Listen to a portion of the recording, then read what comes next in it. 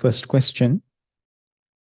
Dear Ajahn, I have observed that when we are tired, we tend to connect with our Devadatta side of the mind easily. How to prevent that happening, especially when working long hours?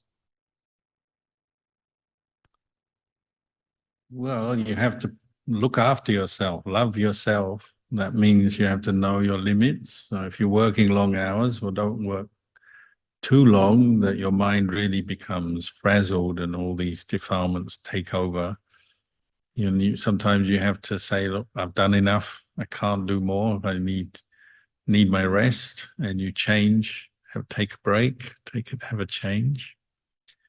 So you kind of monitor yourself. If you have a daily meditation practice, this will help.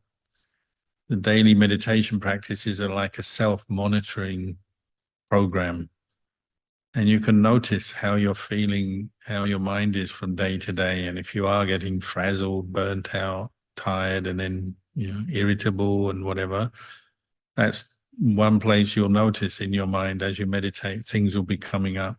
You'll see how tired you are mentally, how tired you are physically, and what it does to you. And if you're noticing you're more and more unskillful thinking or behavior is coming into your life, it will come up in your meditation, and it's like warning signs to maybe reflect on how you're spending your time. If you are working hard, whether you need to adjust your schedule, when you need to take a rest, or maybe you need to take more rest.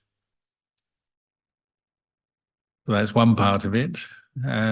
In the actual present moment, if defilements are arising, you're very tired and you know your weaknesses, you get irritated, lose your temper easily, or you become very anxious or agitated because you're tired. You get to know your weakness and where the danger is, so that when that's coming up in your day, in the course of your day, well, you're prepared for it. So when you are tired and you may easily lose your temper, well, be careful at that time. Say, I have to be much more careful now, keep more metta in my mind. Be careful maybe not to have those difficult conversations with difficult people at those times when you're very tired. Keep them for a better occasion, perhaps. Know the kind of unskillful habits you fall into when you're tired, and have a plan to avoid that beforehand, and know, I'm getting tired now. Maybe the end of the day I'm tired. There are certain things I should avoid or be careful of, certain things I shouldn't do. You have to get to know yourself, get to know your routine and how you behave and how you react in different situations, and then have some skillful means to deal with that. It's like driving your car. If you're really tired, you might fall asleep at the wheel. So I should maybe not drive, or I should go and have a quick nap before I drive, that kind of thing. It's the same with working, with dealing with family, dealing with friends, people, clients, whatever your job is. You have to know what level you're at and reflect back, and then have some plans in place to protect yourself from making bad karma. There's no point getting tired and then, fighting with the world around you because you're tired, taking it out on other people. There's no point. So you have to know that and have a few strategies and plans ready for when you're feeling tired. How are you going to protect yourself and make sure you don't take out the unpleasant feelings in your body or the feeling of tiredness on other people, not bite other people's head off when you're tired. Sometimes you learn from past experience, past mistakes. Okay, we've all done that. But then you have to say, well, what will I do next time?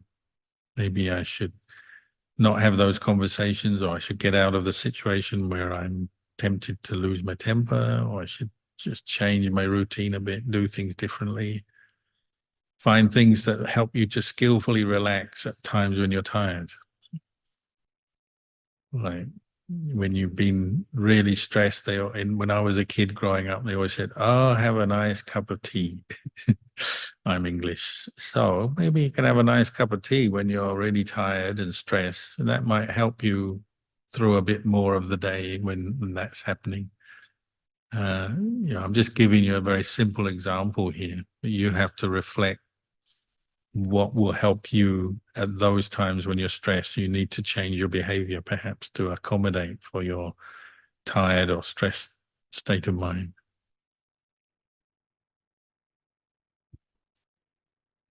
Sadhu Lumpur. Next question. Dear Achan, why are non-human beings like Nagas and dragons not allowed to ordain as monks? Oh, well, there's a few monks sitting here. Imagine if they were all Nagas and dragons. It'd make for a big problem for me, wouldn't it? Being the Upajjhaya and sitting here teaching a bunch of dragons. So you probably know the story. You may have heard the story in the time of the Buddha. There was a Naga. And the thing about Nagas is they're like half deva, half snake. So sometimes they can appear as people. And so appearing as a person, the Naga came forward to ordain. And then the story goes, when a Naga has a sleep, they turn back into a snake form. And so the Naga was training, preparing to ordain, well, I think he actually ordained. They ordained him. And when he was having an afternoon nap, another monk went round to collect him for some purpose, knocked on the door of his kuti, and he couldn't get a response because he was asleep. So I opened the door and there's this big snake coiled up in there. It was actually the monk who had turned back into his Naga form. So a complaint went to the Buddha, and the Buddha said, "Oh, we can't have this. We can't have Nagas becoming monks because it's gonna be a problem when they're asleep, or if they, for some reason, turn back into a Naga and start breathing fire or scaring people. That's not going to be good." So that was the origin of that rule. You can't ordain Nagas, and so in our ordination procedure, one of the questions you're asked is, "Are you a Naga?" But the funny thing is, all candidates for ordination in Thailand are called Nagas, even though we're not allowed to ordain Nagas. So it's one of those strange anomalies, contradictions. But we have to ask them, are you a Naga or not? So Nagas have a place. Nagas and dragons, as I said, they tend to be protective deities around monasteries, the good ones. They have faith in Buddha, Dhamma, Sangha. So could be a deva, and they don't need to ordain as a monk. They can just be somebody helping monks, and they can make merit that way. So like with the story of Lumpur Man, he converted that Naga into having faith in the Buddha, Dhamma, Sangha, and then the Naga who has many good qualities can have psychic powers and samadhi, and can have a lot of good qualities, a lot of strengths of mind. Then they can turn that to help other people. So Nagas and dragons tend to be helpers. They support people doing good. That's what a good dragon, a good Naga will do.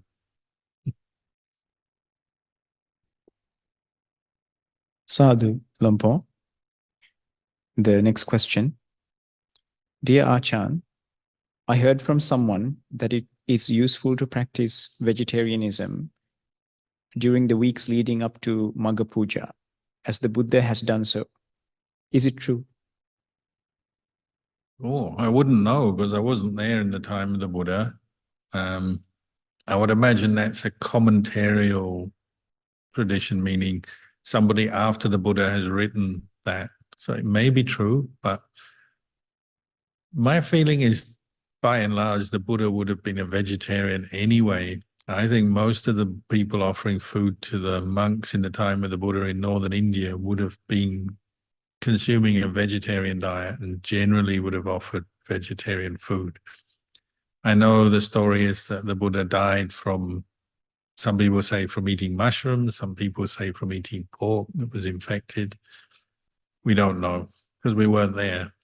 But by and large, the diet of people in northern India at the time was vegetarian, and spiritual seekers, monks, were often given vegetarian food anyway. But whether the Buddha did it or not, the Buddha wouldn't eat meat that had been killed for him deliberately. And in those days, if you were going to feed monks, you might consider killing a chicken to make food, because you didn't go to the supermarket, they didn't have them. So often farmers, if they did offer meat dishes to monks, they would deliberately kill a chicken or catch a fish and then offer it to the monks. And so the monks have a rule: we're not allowed to eat meat that has been deliberately killed for us. So the Buddha wouldn't do that, but we are allowed to eat meat if it's just part of somebody's leftover food that they're sharing with us. And so some monks do eat meat, but some monks will be vegetarian out of choice, such as myself. But that was even before I was a monk. I've been a vegetarian since I was about 16, through choice, and I just kept it on when I became a monk. Some monks and lay people, obviously, as well, will take on vegetarianism for a period of time. So sometimes it's around religious festival time. They might say, well, I'm going to do it for 5 days or 10 days or 1 month or 3 months of the rains retreat.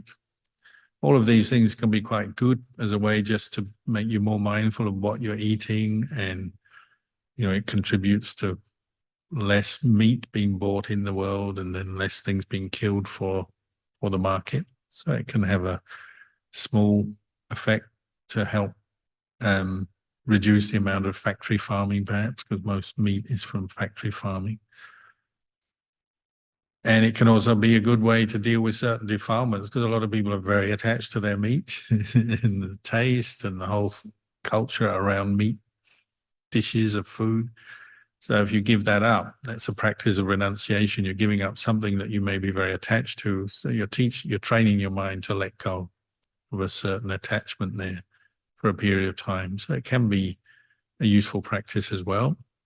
So people do this as just one practice, but it's not essential for training your mind in the Buddhist path. If you still eat meat, as long as you're not killing, well, it's still possible to practice Buddhism. But if you choose to be a vegetarian for a period of time or for life, well, that can be a good thing, practice of compassion. So it's something you may think about for yourself in your practice, whether it's going to help you or not.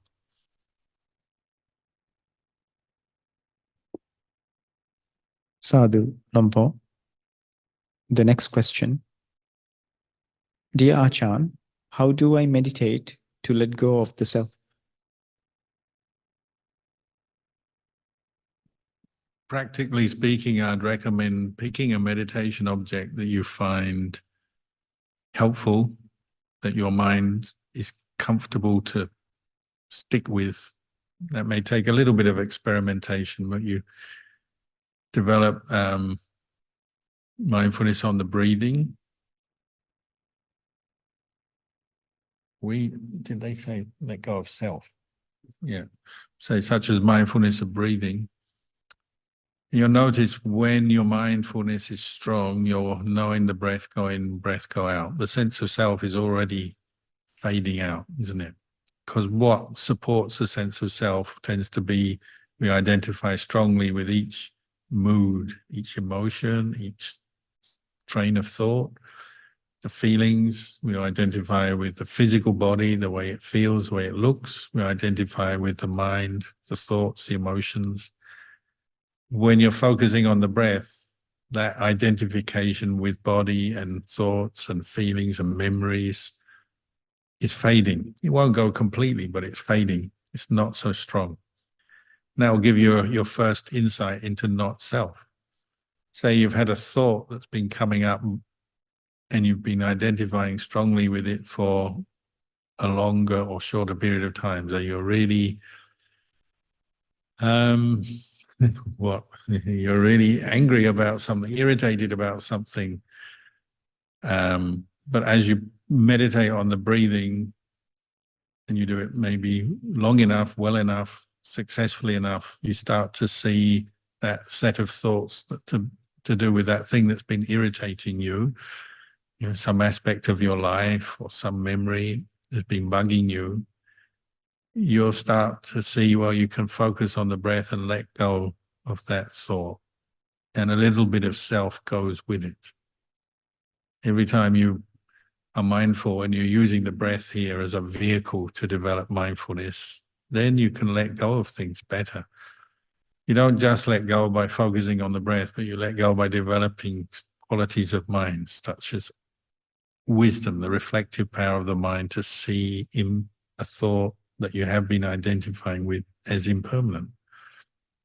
Or it could be a reaction to something. So you're meditating on the breath and you have a painful feeling arising somewhere in your body, and it keeps annoying you. You keep thinking about it. You keep getting stuck on that feeling.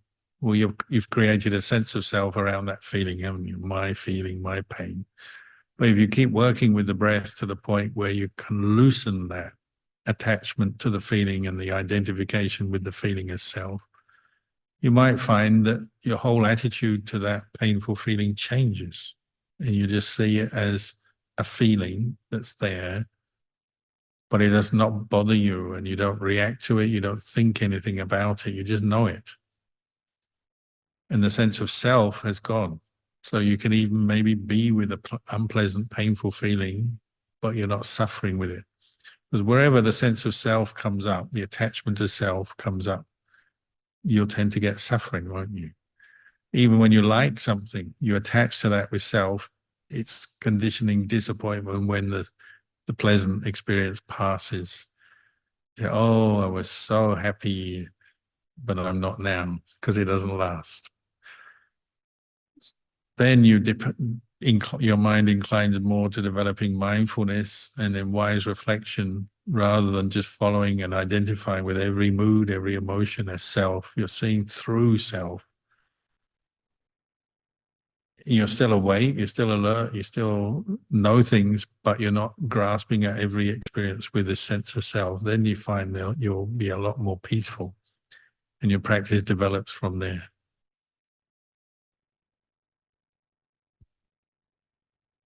Sadhu Lampo. Next question. Dear Ajahn, can we understand the meaning of sati sampajanna as being able to be fully present in the moment and being able to be aware of what's going on? That's part of it. Certainly, it's a big part of it. But one aspect is you're aware of the path of practice leading to the end of suffering, what we call the Noble Eightfold Path, which may seem like a lot of things to be aware of, because Eightfold Path, it's something you have to read, learn. Of course, at first you learn it, you hear it, you think about it. But as you start putting it into practice, you become familiar with it. So it's like second nature. Say like your precepts, right speech, right action, 5 precepts, for example, you become mindful of them. It's not like you have to sit down there in a situation and think, oh, am I keeping the precept or not? You get to know whether you're keeping the precept or not. It becomes like second nature. You get to know a meditation object. So mindfulness, you get to know mindfulness when you're mindful, when you're paying attention, when you're not, when you're lost in moods, you get to know that. So a big part of mindfulness is keeping you on the path, reminding you of the path.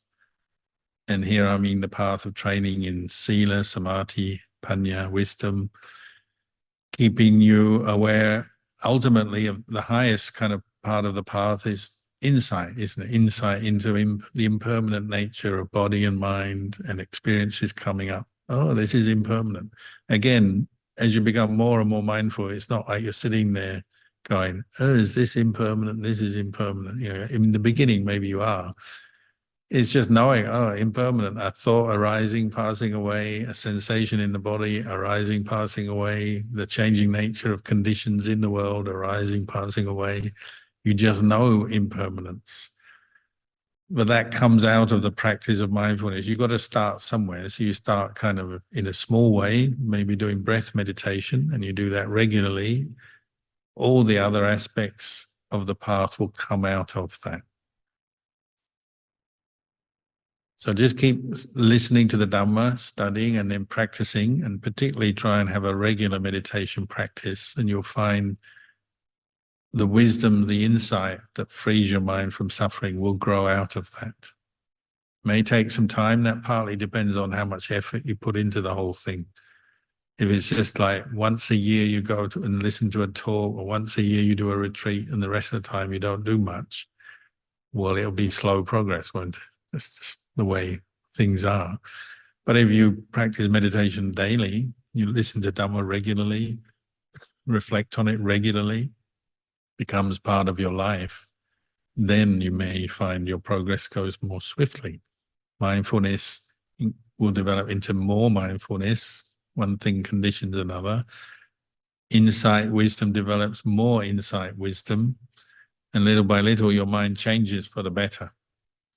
And that change will happen faster the more effort you put into your practice.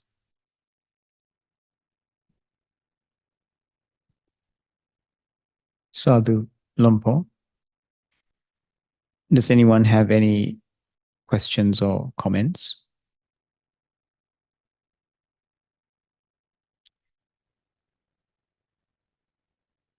So it looks like the end of the questions. So we'll wish you well with your practice for the coming week. And I think we will see you again next Sunday.